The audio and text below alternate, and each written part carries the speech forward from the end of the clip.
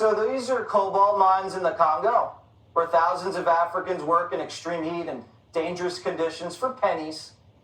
In America, we call that illegal. But Biden, AOC, call that the Green New Deal. But children halfway around the world are the ones paying the price.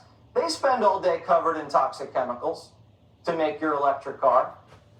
Mothers with newborn babies strapped to their chests are mining in dark pits.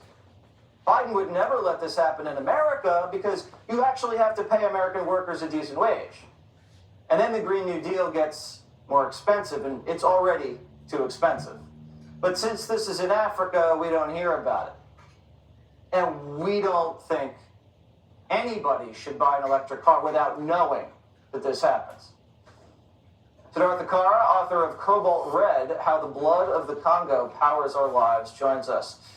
Wow. If anybody knew that children in Africa were digging into mineral pits for pennies day and night, I don't think they'd buy a Tesla. Do you think AOC would buy that car again if she knew that? Yes. Well, my hope would be people would think twice, because as you rightfully pointed out, we would never accept the absolute degradation of our women and children, our citizens here, just to feed cobalt into rechargeable batteries. So why do we accept it and allow it in the heart of Africa? You shot this video. What was that like? Oh, that place was a hellscape. I mean, you don't imagine scenes like that exist in the 21st century. I thought as I neared that ridge and looked into that pit, I had been warped back centuries into colonial times, seeing thousands and thousands of people crammed, hammering and chiseling and hacking and breathing in toxic dust, brute force against cobalt stone, all for a couple of dollars a day, feeding it up the chain to companies worth trillions.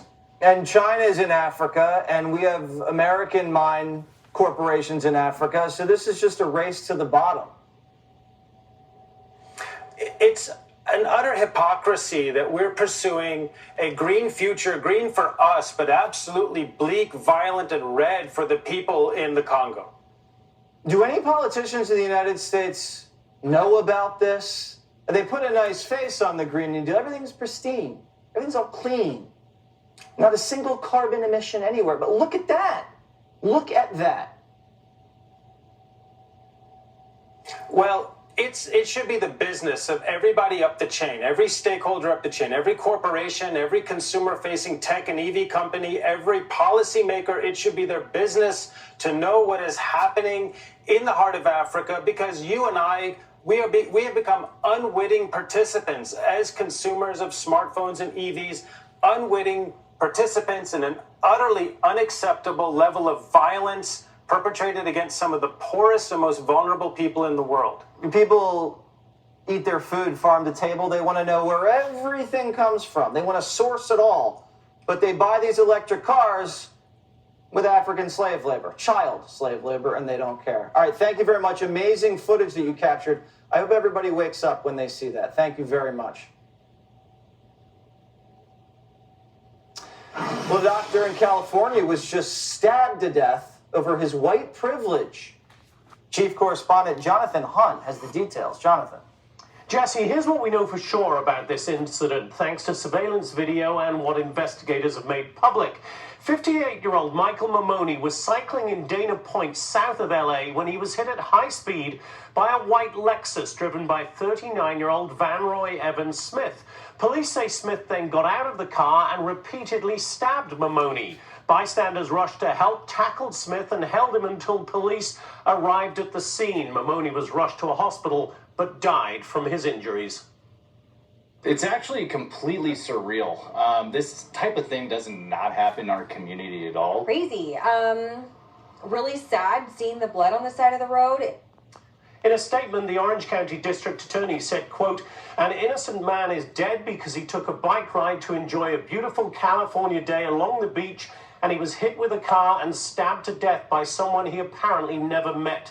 The murder of a complete stranger in broad daylight for what appears to be absolutely no reason is the stuff of nightmares." One local TV station here reported speaking to a local resident who would not go on camera, but said her family heard what they thought was a gunshot, and when they rushed outside, heard Smith saying something about white privilege.